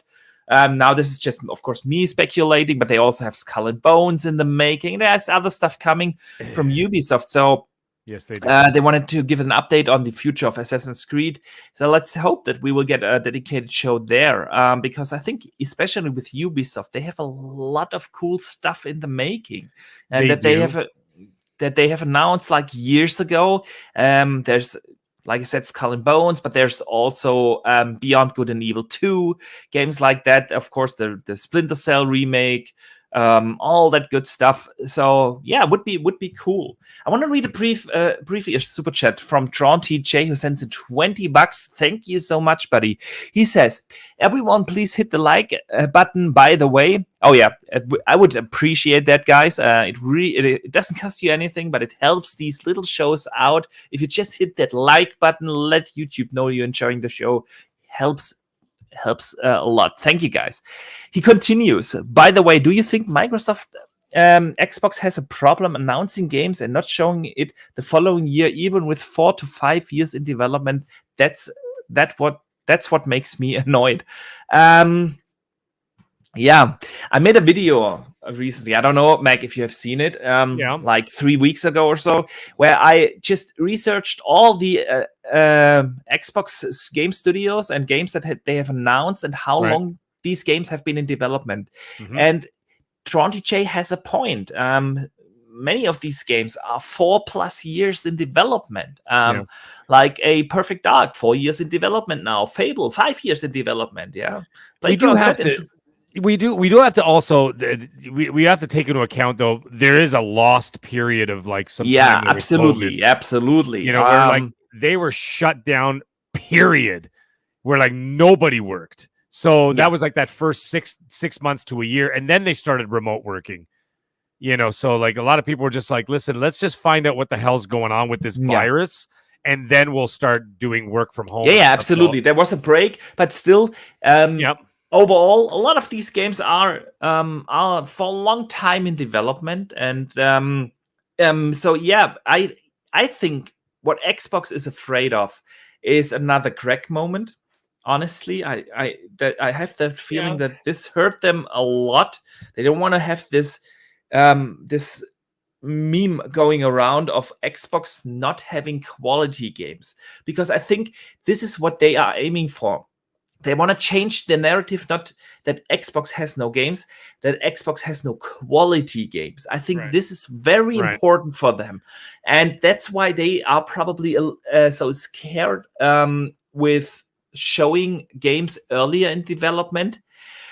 That being said, on the other hand, some of those studios did it, like a Hellblade too. Yeah, we have seen already quite a bit, and it showed really well. So, yeah, I think they have to find the sweet spot there in announcing games with CGI, and then give us a little bit of an idea what does it look like. Yeah, the other problem is I think there's a lot more. Let's face it, we all know it. That Microsoft, being the big bad evil tech company, they basically face way more scrutiny than anybody else. Yeah. Right. So it's totally unfair how they're viewed a lot of times. And I think that 90% of it is just a bunch of baloney that are just people just shooting off their mouth about whatever. But like for example, that it's like, they announced games way too early. And now it's not early enough. And now they're only showing CGI. Now they're only showing gameplay. And now they're not showing CGI. Don't listen to all that mess. I say you just stick to your vision, whatever their vision is, and you go with it. And people are either on board or not, because then it shows confidence, right? Instead of them going, oh, should we do this? Oh, they're not happy. Should we do that? You're trying to please everybody. You're never going to do it, right? Yeah. I can't please everybody with my stuff, with my videos and the things that I do. I can't. I'm always going to piss off somebody, and then, or even my personal thoughts. Look at this show. Look at last night's show. I had people telling me to F you, Mag, in the chat and stuff, because I was saying, I'm like, what? Because I had a certain view. I can't please everybody. And then Microsoft's got to stop doing that. Look at Sony announced The Last of Us 2 6 years before the game came out. And everybody says that Xbox is the place, that people that announce games too early. Are you out of your mind? No. They announced Uncharted 4 in the PS3 era. It didn't release till halfway through the PS4. I think announcing games early, at least some of them, makes absolutely sense, because especially in the beginning, in the beginning of the generation, hope. Exactly, you're selling hope. You sell your roadmap. You sell the system. So if I'm going in there, okay, what am I going to get? This or that box? What is coming down the line? Yes. And so you want to buy a system. By the way, Smokey in the chat, he writes "F you, Mag" and big. Thank you. That reminds me of last night's show. Anyways, in all seriousness, just pick a vision and go with it. Because here's the thing, and this is something that I've always said, and this is something that I always believe. And when I deal with my staff and people that work for me, I'm like, listen, if you bring quality. Doesn't matter what you're doing, how you're doing it, when you're doing it, how long it takes you to do it. If you bring quality, people will follow you. People will seek you out if you provide quality. So if it takes them 6 years or 7 years to make a first party, they're going to buy it, or at least buy into the ecosystem or whatever. Absolutely. I totally agree there. I totally agree there. And I think that's why they are taking the time. But on the other hand, you definitely also have to have that feeling for the community. What do they really want to see? And they want to see surprises, new announcements, because of course, with buying like 18 studios over the last 4 years, you kind of set that expectation that you now have too many games coming. And that is actually an unintended perfect segue into something I want to discuss with you. But I need to read a super chat first. And coming again from Drawn TJ, thank you, man. Meg, do you have any info on a new Need for Speed? Is it coming out this year? I don't know whether you can answer that, but EA is not a problem. There's no Need for Speed coming this year. Yeah, right. Yeah. All right. That's 100% for sure. Yeah, I agree there. Listen, Matt Booty said, and it wasn't official. It was overheard at the FanFest But Matt Booty apparently said that he already has a list, of course, for the released schedule for 2023, and it's gonna look too crowded. They're gonna have too many games, and they are not sure how they will spread that out. So yeah, we know that this is coming eventually, with all these studios working on at least one project. Some studios work on 2 or 3 projects at the same time. We know right now, and that is without Activision Blizzard, Xbox is working on 35 plus minus games. Yeah.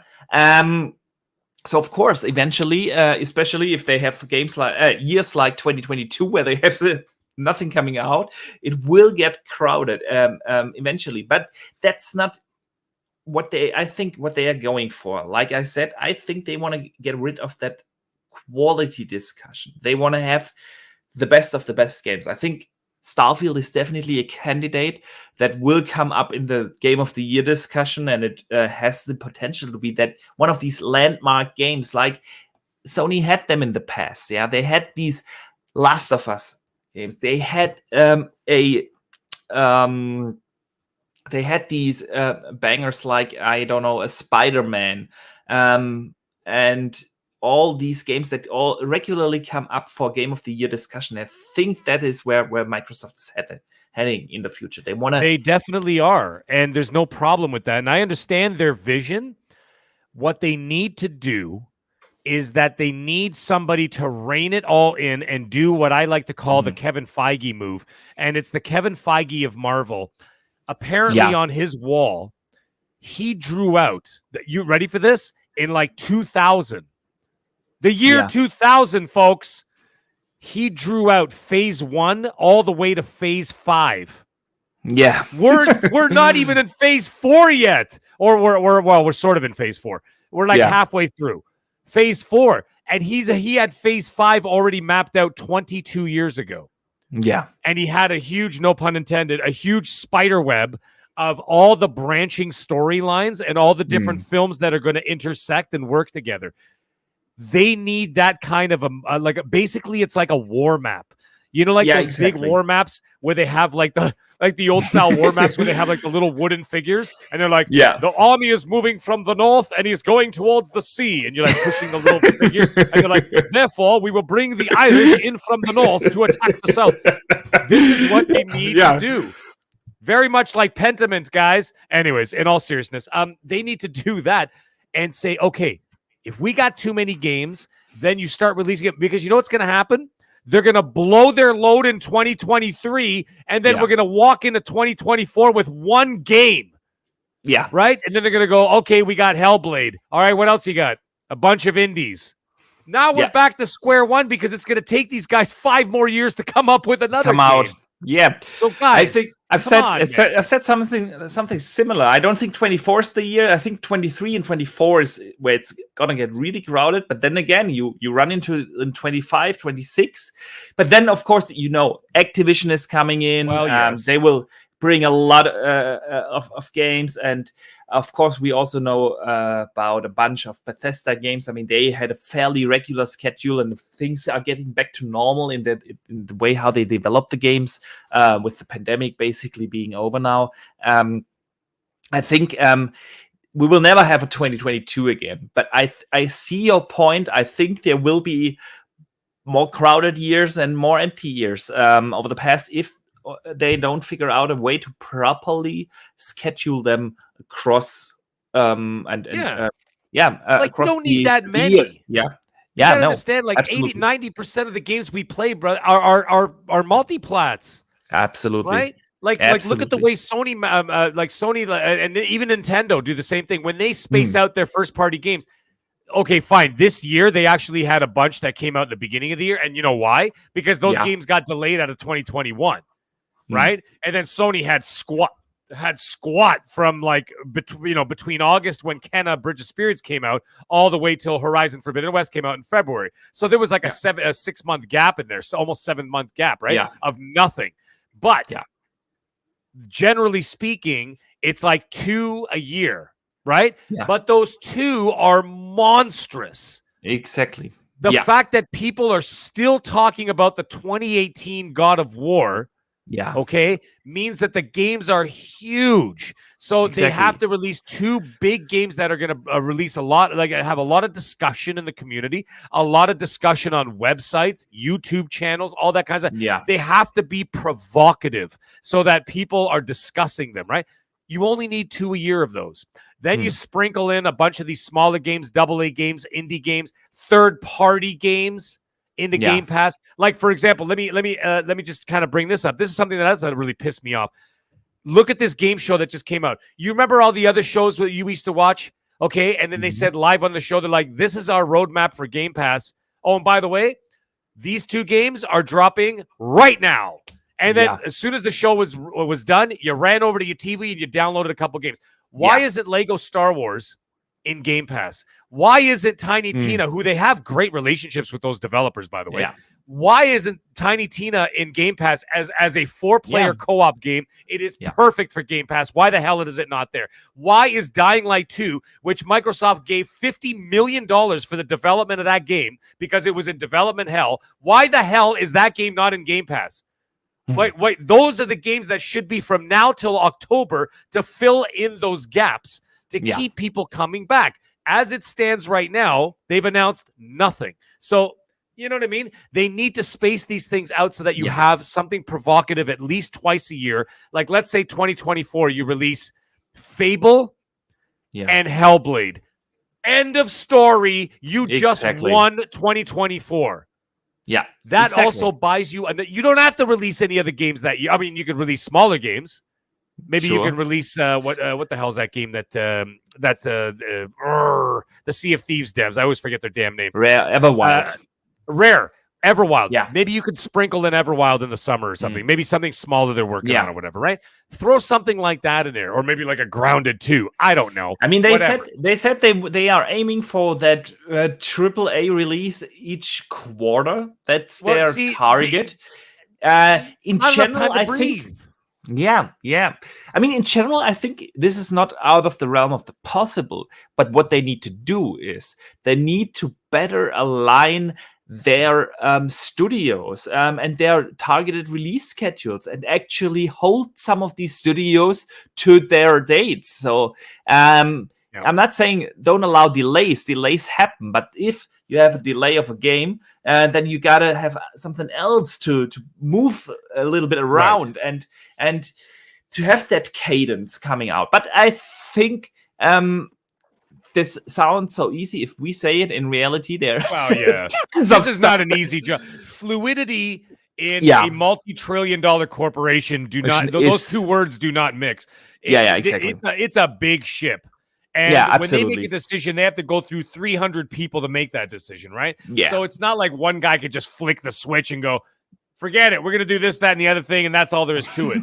It doesn't work that way. But I understand it. But there has to be a little bit more maneuverability. That's absolutely how I see it. So I know I only have you for like another 15 minutes. Yes. We actually I wanted to talk to you about a couple of other news bits, but we have also the community section. So I want to keep this one really brief. There's a bug landing right here on front of my desk. Sorry, guys. Welcome to summer. Squish that mother. All right. Welcome to summer. Yes. So there we go. Bug eliminated. Move on. Yesterday, a rumor came out from Tom Henderson about something that I would have had hoped for Xbox to announce, and it is a PS5 Pro controller. I wanted an Elite 3. I heard about it. A PS5 Pro controller is apparently coming. So real quick before we move into the community questions. Removable sticks, rear pedals, adjustable triggers, and all that good stuff. You think that Sony needs that? Is this something that they could do? I don't see the need for it. I think the DualSense 5 is as good as it gets. I really enjoy that controller.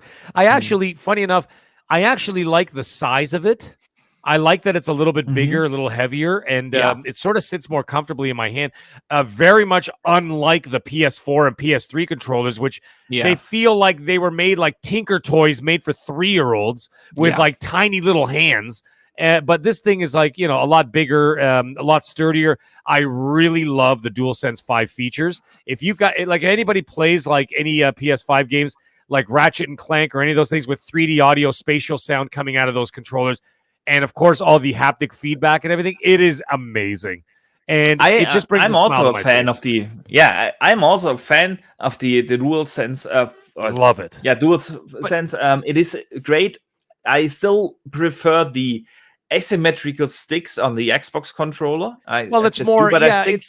It's more ergonomically correct, right? Yeah, but I think it's a great controller. Nevertheless, I love these Pro controllers or Elite controllers on the Xbox. So if they do that right, I could go for it. I love adjusting these little things like the trigger thing and the thumbsticks. I always exchange those. I'm a fan of that. So let's see where Sony is going with that. But man, the last 15 minutes are for the community, and that's why we need to move on to the community questions.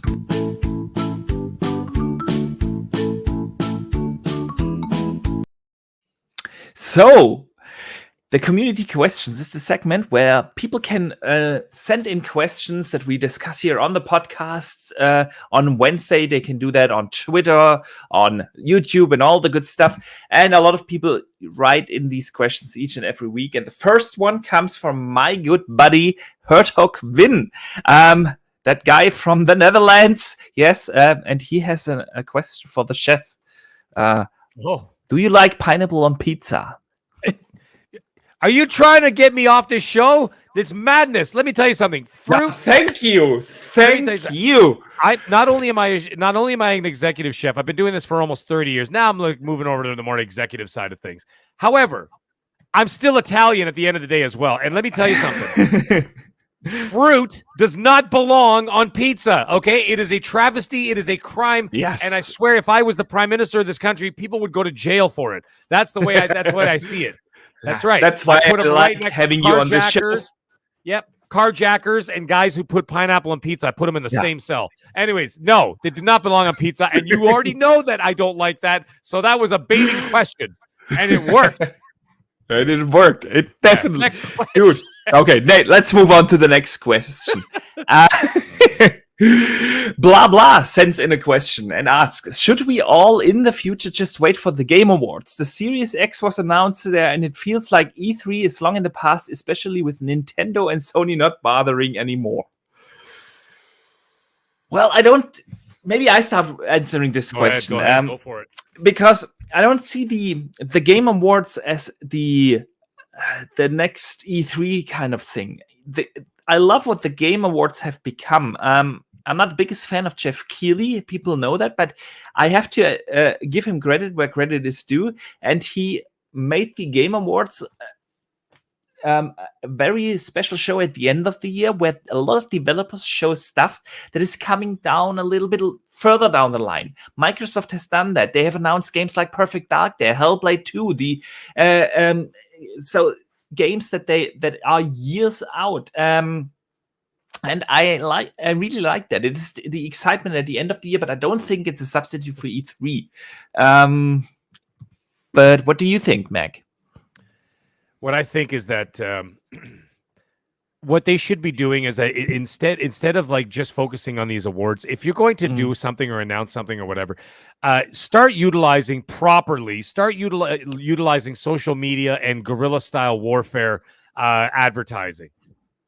Okay, start getting out there and doing your own thing and whatever. Don't make a big, I don't think they really need to make a big event out of everything. Announce things at like the game show, obviously, that kind of stuff, very important. But like if you're going to do anything else, like make a Game Pass announcement, do a short video on. Let me tell you something. Just to put it in perspective, I made the last 2 videos I did. I released it within 24 hours of each other. Okay, and that was just me. I'm just a guy. Yeah. I got 500,000 views. I'm just me with 500,000 views on 2 videos. Okay, imagine what Microsoft can do. The amount of eyeballs that they can get. Just put a stupid video on Twitter. Have Phil stand there for 5 seconds and be like, yo, guess what? Tomorrow, I'm dropping this. Booyakasha! And then he throws a microphone on the ground and he walks off the screen with his hands up in the air. Like, you know what I'm saying? You could just do that and you'll be able to have the same effectiveness as you would putting on a big E3 show. Yeah. And so you could do something like that. Like I said, just put in perspective, 500,000 views for little old Mag in one weekend. I'm pretty sure Phil Spencer can destroy those numbers. Okay. He could get 10 million. So like, come on. I think that they could do stuff like that and keep people's interest, excited, and mindshare on the Xbox ecosystem. Absolutely. And I've been saying it for a while that they need to kind of also start thinking about these smaller shows across the year, like a State of Play or a Nintendo Direct format, that stuff. But yeah, I fully agree there with you. Listen, Jonathan Smith sends in the question. Obviously, many people were disappointed with the announcement before the Xbox showcase started that they would only talk about games up to 12 months out. Do you think they would have benefited from extending that time frame to 18 months to include the end of the 23 calendar year? No, it doesn't make a difference because we already know what games are coming. I mean, when they come, that's whatever. That's up to them. But like, are you going to be going into the future? Like now, you're going to step into a time machine and all of a sudden get to that 18 months from now? No. So it doesn't really matter. You're already in the ecosystem anyway. You already know presumably what's coming up. It doesn't make a difference as to when. You still got to wait anyhow. Right? So what's the difference whether you know about it, whether you don't know exactly when it's coming? Just know that in the next 12 months, you're going to have your hands on them. Yeah. I mean, of the games that they've already announced. Sorry. I think I answered that question already earlier. I think they would have benefited actually from that, because if they would have been able to show like at least an Avowed or a Fable, or I don't know what they have for the second half of 23, but there's one or two games that people wanted to see. I think that the general reception would have been even better. So it would have, but you also risk upsetting people too, because what ends up happening is to be like, you know what? This is the fourth time you've showed me what's it called? Hellblade 2. When is it coming? And then they don't give you a release. They just show it to you again. Yeah. Or there's the like, you know what? This is the second teaser of Fable and still nothing. And so now you start pissing people off because now you're teasing them. But then when you tease them too much, of course, you got to show those games then. Especially if you show them for the second time, you got to show them with gameplay. That's for sure. So, yeah, you know what? Probably that was the reason why they limited themselves to 12 months, because those are the only games where they had gameplay ready. That is fair, because the vertical slice takes like 6 months to put together properly, right? So it takes a while. I get it. Yeah. So, Jack Noves said, I hope I didn't butcher your name. He actually sent in 3 questions. I'm just gonna pick one, which is an interesting one. Is Sarah Bond a good pick for CEO after Phil? Absolutely, she is. You know what? She's laser focused. Yeah, she's gung ho about she's passionate about the ecosystem, about the product, about what they're doing, the service, and she's doing one hell of a job already. And she's very laser focused on what's going on and whatever. Yeah. And I think that she's perfect for the job. And I also think that they're already tailoring her for the job as it is. So when Phil does retire, that 100%. He ain't going anywhere for like 10 years, guys. So let's all pump the brakes. Not till his hair turns gray or he stops coloring it. But either way, when I give him another 10 years, and then they'll give him the golden parachute, and then off he goes.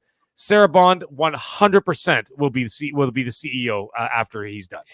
Yeah, I agree with you that they are already building her up to be that. She's on every stage. She's very well spoken, very good in front of the camera. The thing is, I had on Discord a discussion with someone about that like half a year ago. And what we sometimes forget is that their jobs, the job of Phil Spencer and the job of Sarah Bond or Matt Booty or whatever, is not to be on camera. It is not their job to make a good impression on the big stage. That's not their main job. This is cool for us fans, but it's not their job. They are executives. They gotta be able to make a good, viable, healthy business. So this is something I can't judge how good she is at that. We all assume she's doing one hell of a job because we're all a big fan of Game Pass, and we are all hearing what they are saying and what the developers are saying, that the relationship with Microsoft is very good these days.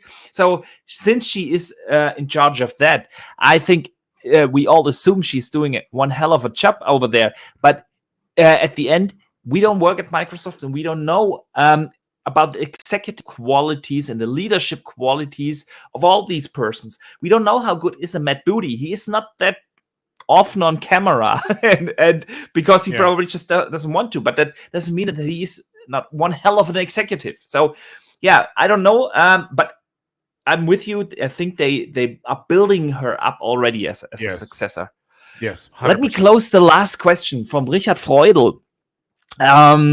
Someone I had to pick a German community member as well. He sends in the following question: when do you consider it appropriate to remake a game? Do we need it, or would we better with appreciating the old games? That is a great question. Do you want to answer that first?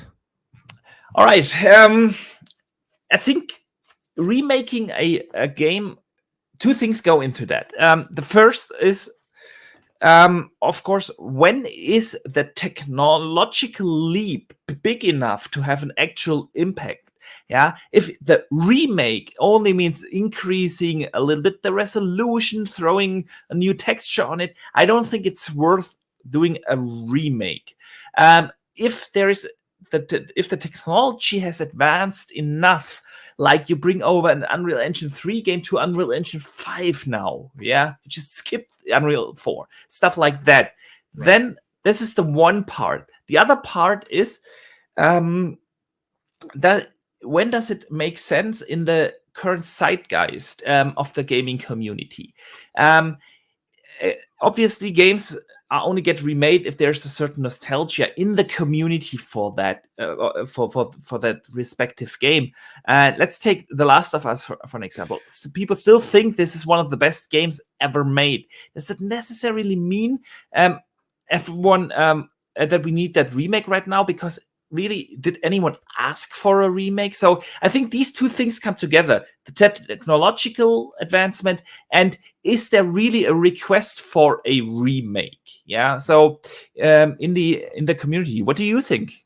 It's a very hot topic right now, and I'll tell you why. I mean, not only are we getting the Dead Space remake, which everybody's really excited for, but the thing is, a lot, just like you were saying, a lot of time has passed. 2 generations have passed. Yeah. Right. So a lot of people who are going to play it, never mind us old farts who've been around forever playing these games. Yeah. There's a whole generation of people who've never even heard of these games, because when Dead Space 1 came out, I was in my 20s. When Dead Space came out for them, those kids were in their diapers. You know what I'm saying? So like they've never even heard it. So they're being exposed to a whole new demographic of gamers. And that is that sort of sweet spot you want to hit too, because you want to bring in the people who are already nostalgic for the game and want to play it again on completely new hardware with completely new technology. So it basically feels like a brand new experience. And you also want to entice an entirely new generation. I personally think that what Sony's doing with The Last of Us is ridiculous. Yeah, I agree. First of all, The Last of Us was already remade for the PS4. Yeah, and it still looks great. Yeah, at least this time they're doing actual work. I think the bigger cash grab was that first remaster, because that came out like 6 months after launch, or that was after the whole thing. Yeah, that was really. But I agree with you. Like KOTOR, the remake. That's a remake I'm looking forward to. That's a game. Yeah. 20 years? Exactly, 20 years, something like that. Yeah, that's when you remake the game. And Dead Space, Splinter Cell, an IP that people are really, really excited about. Yes. It is a perfect way to bring that IP back. The original Splinter Cell is also like, I want to say 20 years, I don't know, old. Yeah, here's the thing though. Could we show the same energy as we've all heard that there's a Marcus Phoenix collection coming on Xbox? Oh, they don't need that. I've said that. If you boot up like a Gears 3 now with auto FPS boost and auto HDR, it actually looks pretty. It doesn't even need a remaster. No. I've recently been playing the Fable, the original Fable, which is also, I think, 17, 18 years old now. Wow. And even that with auto HDR and FPS boost was very good playable, but that's a game that I would prefer a remake, a Fable remake collection. Yeah, but sure. Yeah, man. Good talk. I don't want to keep you any longer. I know you have to go. That was a whirlwind, man. We got a lot of talking in there. Holy mackerel. Absolutely. I super appreciate you taking the time out of your busy schedule. Let people know where they can find you. Yes. Well, listen, you guys in the chat, you already know who I am, so you know where you can find me. I'm on the Middleage Game Guy on Twitter. And if someone doesn't know, in the link to his socials is in the description. Just click there, you can find it. I do not have my own YouTube channel. I have a reason for that, but I won't get into that. I try to. I don't like to follow anybody else's rules, but I'm always on YouTube. Every time you turn the damn thing on, I'm on one show or another. So, like, actually, just like Boxenberger, this is my fourth show this week, and I still got another 2 to go that I'm squeezing in. Actually, this Saturday, I'm going to be on Game On Daily with Gaz. Oh, good. Yeah, so that's going to be a big show. Yeah, and we're going to have a couple of other big-time names coming in that show, swinging in. So come check us out, 4 p.m. Eastern Standard Time, and that'll be live from London, England. But that's going to be a wild ride. And I filmed something very special with Gaz for the beginning of that show, so it should be pretty damn funny.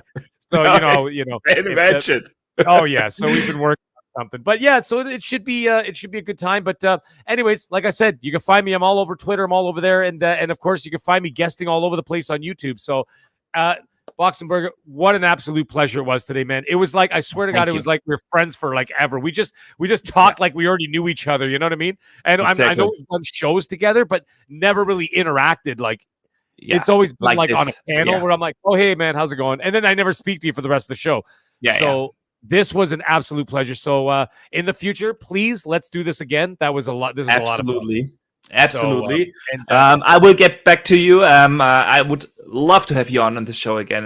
Sure, man. Like you said, that's why I do these shows with only one guest, because I actually want to talk to the people, which you don't get to when you're in a panel with like 5-6 people. That's what I'm saying. Like we've been on a couple shows together, but we've never spoken other than a hello. Yeah, exactly.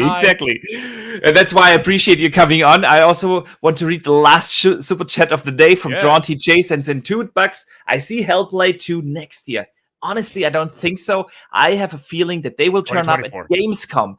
Gamescom is going to be in person this year. It's the biggest showcase of the world. It's like 5 times the amount of people that usually come to E3.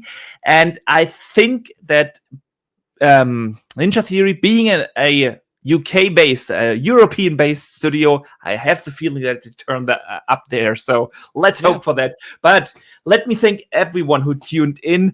Want to say a big thank you for all the super chats, of course, for being active in the chat. We have the best community out there. So many awesome gamers talking about games, being passionate about it. I love it. That's why we do these shows, because it brings people together to talk about the hobby that we all love.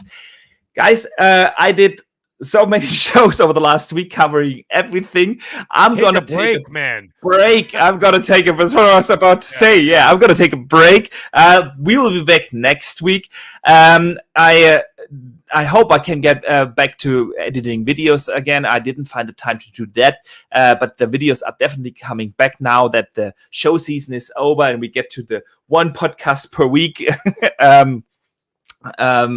Regular stuff, but yeah, I wanted to say a big thank you for everyone who supported everything over the course of this week. I had a blast, had some controversial opinions, but that's the fun about it. I love talking about games and hearing different opinions. So again, thank you everyone for tuning in. I see you guys next week, and don't forget to game on.